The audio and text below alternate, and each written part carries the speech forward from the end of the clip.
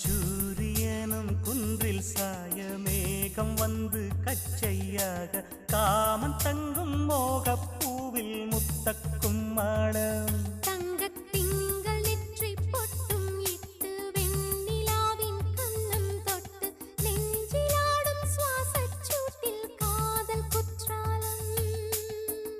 தேன் தெளிக்கும் தென்றலாய் நின்னருகில் வந்து நான் சேலை நதி ஓரமாய் நீந்தி விளையாடவா